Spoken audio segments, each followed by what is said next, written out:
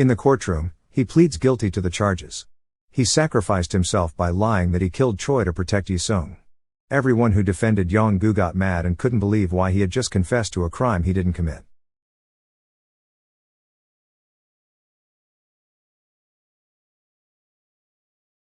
The movie begins with Ye-Seung, a full-fledged lawyer, who's inside the courtroom to clear his father's name for the wrong accusations of sexual assault and murder of a young girl. According to her, the court's decision was a mistake, and the allegations were invalid as she witnessed the whole scene. To convince the court, she tells them about her past. In 1997, a 6-year-old Ye-Seung with her father, Lee Yong-Goo, were having fun singing Sailor Moon together in front of a store. Ye-Seung is attracted to a Sailor Moon bag on display in that store, and they have been looking at it for weeks. When Ye-Seung asks Yong-Goo to buy her the bag, he tells her that they will buy it immediately tomorrow after he receives his salary. Unfortunately, someone buys the bag, so Yong-Goo pleads with them not to buy it and tries to grab it, but he gets assaulted by the police commissioner and kicked out of the store. After the event, the two return to their house. But despite being battered and unable to buy the bag, she no longer inquires about it from her father, and they're still happy spending time with each other. The next day, Yong-Goo, working as a parking attendant, is having his break. Then he was visited by the commissioner's daughter, Choi, who claims she knows a store selling Sailor Moon bags. On their way there, an unfortunate accident happens where the little girl slips while running on the market's icy pavement. A brick drops on her head, killing her. He tries to save her when he sees her, but one female bystander passes by and misunderstands what he's doing. She then reports him immediately to the police for the crime. Later, they get him to the police station, where they accuse him of murder and sexual assault. The police ask him what happened, but he keeps talking about Ye-Seung, who's waiting for him to get home. When he attempts to leave, the police beat him. However, when the media saw it, they put it out on the news that Yong-Goo was the first to attack the police. The police also accused him of trying to get revenge on the commissioner by killing his daughter. In the morning, Ye-Seung prepares her things to look for Yong-Goo. On the other hand, on a rainy day, the police take him to the crime scene and force Yong-Goo to reenact a plotted scene in exchange for a promise to meet Ye-Seung, and they will buy her the Sailor Moon bag. Later, Ye-Seung, also in the place, recognizes him and screams hysterically. She tries to get to him, but the police stop her, and the rest take Yong-Goo. They didn't waste any time sending Yong-Goo to prison, where the warden promptly beat him after learning of his crime. After that, they placed him in cell number 7 with 4 other high-profile criminals, Bong-sik, Chun-ho, Grandpa, Man-bom, and Yang-ho. After reading his criminal record, the other inmates immediately began to beat him. But they stop when they discover he's going on death row. While this happens, the authorities place Ye-Seung in an orphanage because she's still a minor and has no family. Inside the prison, Yang-ho and his gang are working. They spend their working hours making soccer balls, using them to smuggle things into the facility from the outside and distribute them. Because of that, Yang-ho successfully established their gang's presence inside the prison. On the other hand, the other gang leader doesn't approve of this and attempts to stab Yang-ho. Fortunately, Yong-Goo could observe what was happening from a distance and arrived just in time to save him. After that, when they're back in their cell, Yang-ho extends an offer to assist Yong-Goo in any way he can to repay the favor. So Yong-Goo tells him that he only wants to see Ye-Seung. A few days later, during a church event in prison, Ye-Seung is one of the choir that performs. The warden was watching the children when one of the guards informed him that there was an important call for him. Because of that, Man-bom manages to sneak Ye-Seung in through a box. Upon seeing Ye-Seung, Yong-Goo gets overjoyed and hugs her tightly. Ye-Seung started crying while she was asking him where he's been and why he left her. He apologizes for leaving her and explains that even though he's there, he's innocent. However, the time has come that they have to return Ye-Seung. At first, Ye-Seung hesitates to go with Man-bom because she wants to stay there and doesn't want to leave Yong-Goo, but eventually, he manages to convince her. A few moments later, Man-bom successfully sneaks her out of the cell through the same box. Unfortunately, he was too late, and the performers' bus had already left the prison. Because of this, they have no choice but to concede and let Ye-Seung spend the night. However, some of their cellmates worry that their sentence will be extended if they get caught sneaking her in. One day, they try to smuggle her out on a religious holiday to avoid punishment. However, they mistook the day and found Buddhist monks instead. At the same time, the warden receives pictures of the performers and notices that Ye-Seung suddenly disappeared from one of the photos. So he instructed one of the guards to check their cell to determine if Ye-Seung was there. The inmates try desperately to keep her from being caught by the correctional officers. However, the warden eventually finds her presence in the cell, which makes him furious. So he sends Yong-Goo to a cramped, uncomfortable solitary cell and returns Ye-Seung to the orphanage. That night, a fire breaks out in prison due to a prisoner trying to burn his cell because he's jealous of Yong-Goo, who gets to be with his daughter, while no one in his family visits him. The warden tries to go to him to calm him down, but a structure collapses, causing the warden to get trapped and almost get him killed. When the guards let the prisoners out of their cells, Yong-Goo sees the warden trapped and immediately comes to help him. When the warden wakes up the following day, the doctor informs him that he came dangerously close to dying during the incident. He says that he was fortunate enough that Yong-Goo came to help him.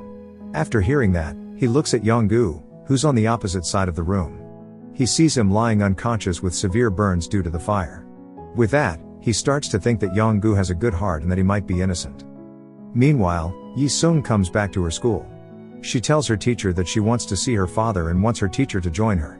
When they arrive at Yong-Goo's location, the teacher realizes that his father is in prison. There, Yong-Goo is delighted to meet his daughter again. Upon learning that Ye-Seung misses his father so much, the teacher doesn't bother them and lets them talk to each other. On the other hand, the warden is watching them, and he sees Yong-Goo's bond with Ye-Seung for the first time, which makes him convinced that Yong-Goo is innocent.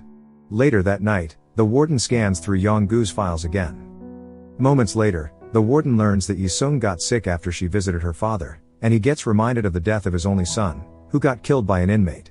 Then, he intends to investigate the truth of Yong-Goo's case. Later, he meets with the police, who took the investigation with Yong-Goo's case. He looks into his crime files and finds his falsified sworn statement. He also discovered that the commissioner forced the police to rush the case because the commissioner wanted Yong-Goo to get punished immediately for the death of Choi. Now that he sees the injustice that Yong-Goo's facing, the warden picks Ye-Seung up and decides to adopt her. He allows her to come in and meet Yong-Goo in the cell every day after her school. The inmates spend their time together with Ye-Seung, who teaches Yang-ho how to read and write, as she discovers he's illiterate. One day, Bong-sik enters their cell and looks sad because he can't reach his wife, who's currently giving birth to their child. So Ye-Seung offers the cell phone she borrowed from her friend so he can call his wife and his newborn baby. One by one, the inmates form a special bond with her as they help one another.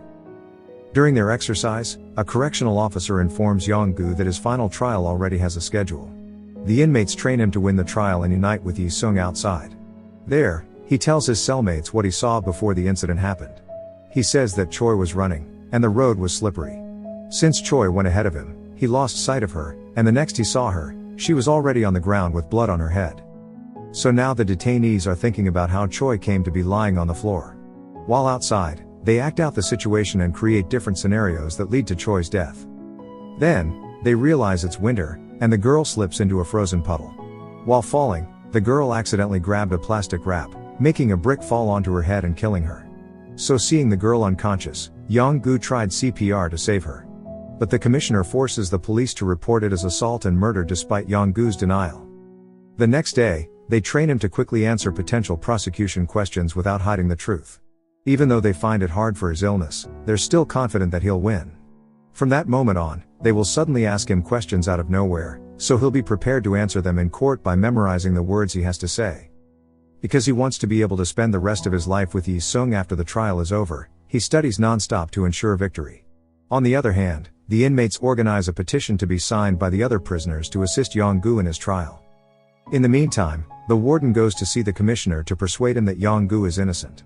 In addition, he requests that the commissioner reopen the investigation into the matter. However, he's obliged to obey his superior, so he must accept the verdict. Later, Yong-Goo meets his public lawyer, but his lawyer asks him to plead guilty to the crime. He tells him that if he must confess, he wants to save Ye-Seung, as their opposing party is an ordinary. He threatens that the commissioner will hurt Ye-Seung if he wins the trial. The warden ran to the lawyer to show him the prisoner's petition when he was leaving. Still, he abandoned it, saying that it won't help. On the day of the trial, Yong-Goo and the warden leaves together. Before the trial, the commissioner manages to talk to Yong-Goo privately. Inside the waiting room, the commissioner beats him and threatens to do the same to Ye-Seung and kill her if he doesn't confess to the crime. In the courtroom, he pleads guilty to the charges. He sacrificed himself by lying that he killed Choi to protect Ye-Seung. Everyone who defended Yong-Goo got mad and couldn't believe why he had just confessed to a crime he didn't commit. Still, they think he's innocent at that moment, but they wonder what made him confess. The prosecutor sentenced Yong-Goo to death. His execution date will be December 23rd, which happens to fall on Ye-Seung's birthday. Saddened and sorry for what happened, His cellmates decided to get him out of prison because they believed he was the most innocent man there. So they devise a plan by utilizing the upcoming Christmas event. They plan to make a hot air balloon to let them escape. Since Yong-Goo's execution is near, they work around the clock. They also request the other prisoners and Ye-Seung's teacher's help to commence the plan. When the event arrives at the prison concert, Ye-Seung takes her father's hand and invites him to the yard. The rest of the performers ask the prisoners outside to convince the guards that the event is ongoing. The hot air balloon in the yard is ready to take Yong-Goo and Ye-Seung out. As they fly away, the guards become aware of the attempt, but the prisoners and school teachers stop them. However, their attempt was unsuccessful due to a rope getting caught on some barbed wire. Instead, they use the moment to savor the setting sun together for the last time. In the cell, the inmates celebrate Ye-Seung's birthday together. Each of them gives her a gift, and Yong-Goo gets her a gift, the Sailor Moon bag she always wanted. Overjoyed with that, she thanks Yong-Goo for being her father. However, their joy gets cut short as Yong-Goo's execution is nearing. Before going, they thank the inmates for their care and efforts. The inmates are saddened to let him go but try to keep it together. They try to hide his execution from Ye-Seung under the pretense of moving to another facility. As Yong-Goo walks past the hall, the other prisoners feel sad for him. As they're about to separate, Yong-Goo tries to hold his tears. He hugs her daughter for the last time and walks to his execution. Ye-Seung starts counting and waits for her father's final goodbye, but Yong-Goo doesn't show up. After hearing about his daughter, he hugs her wholeheartedly, shouts for help, and says he's wrong. But the prisoners and the guards can't do anything for him as they already gave him the verdict. Seeing Yong-Goo crying, Ye-Seung starts crying and asks him to stay, saying she'll visit him daily. After that, Yong-Goo still got executed for the false accusations. 16 years later, Ye-Seung returns to the prison and sees a balloon hanging on the barbed wire, and she gets reminded of Yong-Goo when they were in the hot air balloon. In court, Ye-Seung, the warden, and Yong-Goo's cellmates all attend his trial to prove his innocence despite his death. The judge acquits Yong-Goo by overturning the previous verdict and granting him a posthumous acquittal and a court order to reinvestigate Choi's death, to the joy of the former inmates, the warden and Ye-Seung. The movie ends with Ye-Seung having a vision of her as a child with her father, riding the hot air balloon. As the hot air balloon lifts off into the sky, she bids her father a tearful farewell. Thank you for watching. Subscribe for more videos like this to help the channel out. Have a nice day.